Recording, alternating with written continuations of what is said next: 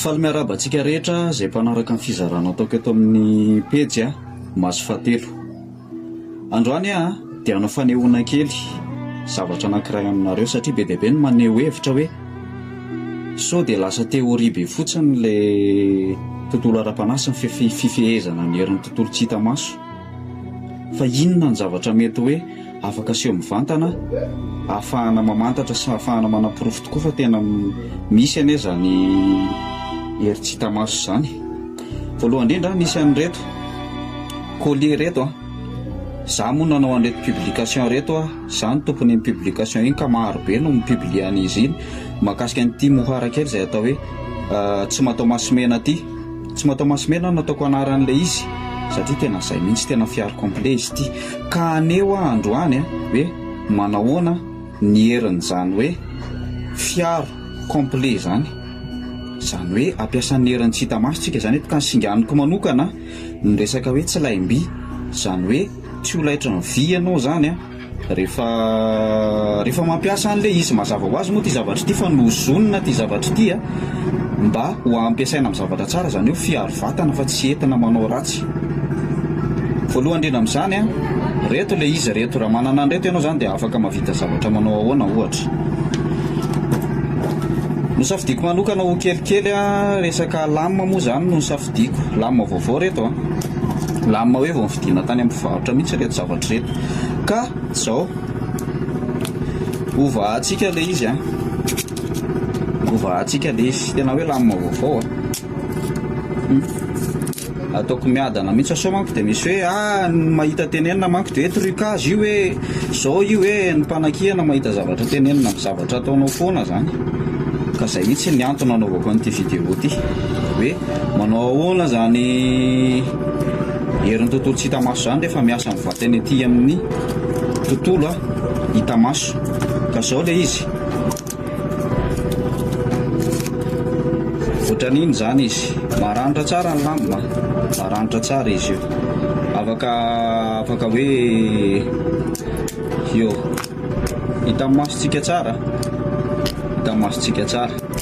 Ka zao rehefa mampiasa an'ilay izy zany ianao manana an'ity moa zany ianao mazava ho azy ka ohatr'izao ny fiasany rehefa koa ohatra ka alaina amin'ny vatana ohatr'izao jereo tsara tsy maninona io nareo ilay mitady pirofo manko no anaovako anazy ity jereo tsara tsy maninona io tsisy maratra io tsy maninona ka mbola averiko ihany ty jereo tsara ny aranitra noy ao hita masontsika tsara angambany fa tena hoe maranitra ilay lamy mampiasaina ao jereo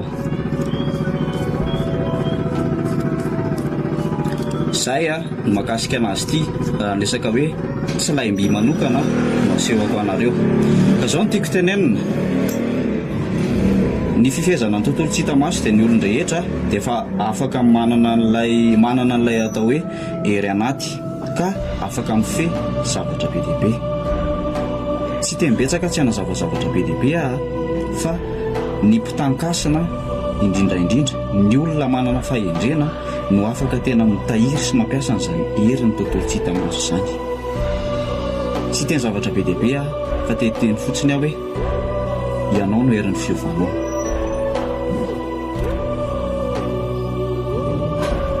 Plan maçonnique ny fivavahana kristianisma. Averiko plan maçonnique amin'ny fivavahana kristianisma. Ety ampiandohana dia ampafantariko anareo fa izay vidéo rehetrarehetra avoakako eto dia fananiko mihitsy hoe tsy asiana montage ny antony mba ialana an'ilay hoe intelligence artificielle io robot ny ao ambadika io na hoe miope extraterrestre io fa tonga dia resa vidéo brut fotsiny amin'izao izay vidéo rehetrarehetra alefako eto. Voalohany indrindra tsy ny marina rehetrarehetra ny afaka ambara. Za koa tsy hanapirofo ny zavatra ho lazaiko eto tsy ho pirofoko aminareo ilay zavatra ho lazaiko eto ary tsy homeko pirofo ianareo fa anjaranareo mandinika hoe marina ilay zavatra lazaiko sa diso. Tsy mamorse olona ihany koa ako anaraka sy hoe anaika nahiteny hoe mitombona le zavatra holazaiko eto. Eo ihany koa tsy ny olona rehetrarehetra manana sens ahitan'ity zavatra ambarako eto ty, ary tsy ny olona rehetrarehetra ny ahazo izay zavatra tiako lazaina eto, tsy ny olona rehetrarehetra ny atakatra ny zavatra tiako ambara. Hoy ato aminareo tany am-piandohana hoe plan masonika ny fivavahana kristianisma, plan ana franc-maçon ny fivavahana kristianisma. Zavatra lôjika be amin'ny fiainana aloha rehefa hanangana zavatra tsara sy mafiorina sy matanjaka ianao, tsy ho vita vetivety ary tsy ho vita ao anatin'ny fotoana fohy, ary tsy vitana zavatra malemilemy sy faible, fa tsy maintsy manangona ny stratégie rehetrarehetra sy manangona ny fahaiza-manao rehetrarehetra sy mipaikady rehetrarehetra mba hatsatsarana an'le zavatra ngezabe izay eritreretinao hatsangana sy eritreretinao ho atao. Inona no tiako lazaina? Hoy aho hoe plan masonika ny fivavahana kristianisma, programmana franc-maçon ny fivavahana kristianisma. Ny ao ambadiky ny fahatsarana dia tadio fa misy fahalotona be dia be. Ny ao ambadiky ny fahatsarana dia tadidio fa misy fahalotona be dia be. Rehefa misy fiainan'olona tianao, rehefa tianao ho tsara ny fiainanao dia izao no tadidio, misy fiainan'olona tsy maintsy vonoinao. Raha tianao ho tsara ny fiainanao, raha tianao ho mety ny fiainanao, dia misy fiainan'olona tsy maintsy ataonao mianjera amin'ny tany mba hampety ilay fiainanao tsaratsara kokoa. Ny olona anankiray rehefa te hidomina dia mila avendranina ny olona rehetrarehetra, avendranina sy apadona ny olona rehetrarehetra. Izay le plan masonika amin'ny hevitro manokana izay. Ny ampianarina zavatra diso, ary rehefa ampianarina zavatra diso ianao dia moramora an'ilay olona mampianatra anao ny fia mokon-dohanao ary ataony amin'izay tiany hanaovana azy. Ampianarina anao ilay kristianisma io baiboly io. Ny fivavahana dia misy concurrent, ary aratsiana mihitsy ilay concurrent. Ny fivavahana tokana commercial amin'izao fotoana, commercial hatramin'izay dia fivavahana kristianisma io. Commercial ilay satria lasa tafiditra ao anatin'ny tontolon'ny entreprenariat. Resena lahatra mihitsy ny olona investira amin'ny an'ilay karazana hoe offering na hoe rakitra, ary ny zava-doza ao anatin'ilay izy dia te. Ny fivavahana kristianisma dia miteny fa ny vola ny fototry ny ratsy rehetrarehetra, nefa ilay vola mihitsy no offering na hoe rakitra ao anatin'ilay fotoam-pivavahana. Ho anao izay tsy mahafantatra, ireo karazana fivavahana sasany ireo mety hampanaraka fomban-drazana, mety musulman, mety bouddhisme, be da be ny karazana fivavahana misy ato amin'izao tontolo izao. Fa io fivavahana kristianisma io rery ihany no manao an'izany offering na hoe rakitra vola izany. Fa izy nefa dia miteny fa ny vola ny fototry ny ratsy rehetrarehetra. Rehefa ny fototra ny ratsy dia tadio fa ratsy daholo ny zavatra rehetrarehetra eo ambonin'iny fototra iny. Aratsiana ny fivavahana sasany hoe fanompo-tsampy satria tsy mifanaraka n'ilay dogmatika kristianisma dia fanompo-tsampy. Ary manana preuve zareo, manana porofo itenenana fa manompo-sampy ny fivavahana sasany. Nefa ny zavatra tsy fantatrareo, ininareo tsy hita, mety fantatrareo ihany, fa ao anatin'io tontolon'ny mondina kristianisma io dia misy an'ireto zavatra ho teneniko reto izay ho ataoko sujet manokana mihitsy amin'ny manaraka. Misy symbole na extrémisme herisetra ao anatin'io fivavahana kristianina io. Misy symbole na fahafatesana ao anatin'io fivavahana kristianisma io. Misy symbole ramandrika ao anatin'io fivavahana kristianisma io. Ho azavaiko amin'ny fotoana manaraka, fa tohizako ny fanazavana. Io fivavahana kristianisma io ihany koa nefany dia izao no tadidio. Izy io de izy io amin'ny maha commercial anazy zay resena lahatra ny olona, programmena ny olona mba hiinvestira hidépensany anatina offering ozy na rakitra.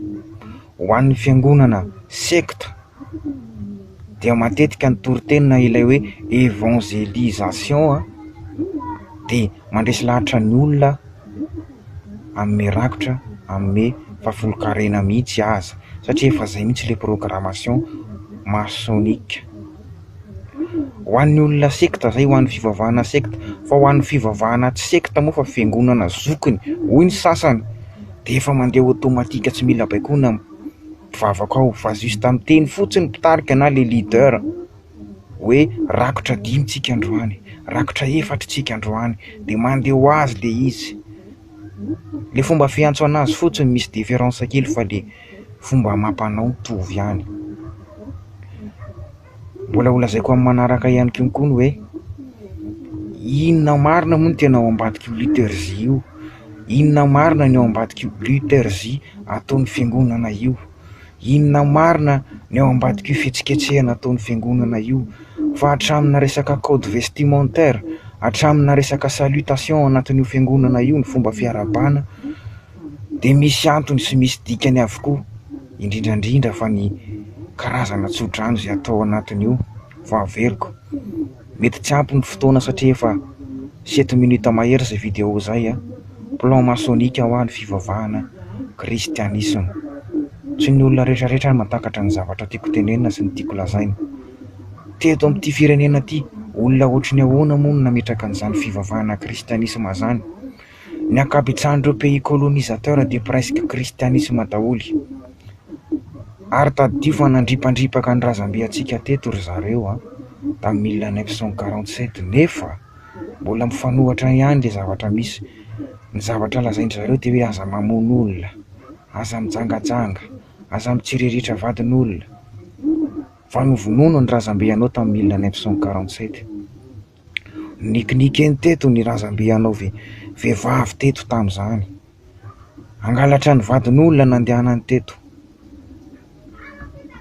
Ary ny ankabetsahany ireo mpitory sy manao évangélisation anatin'io kristianisme io de juste hitory fotsiny fa tsy hamany enigma an'io baiboly io zany, tsy handinika an'io.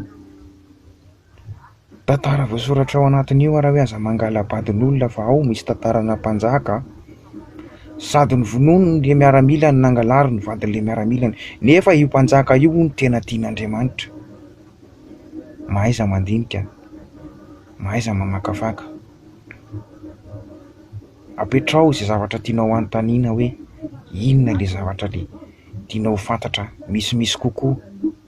Fa averiko plan maçonnique ny fivavahana kristianisme.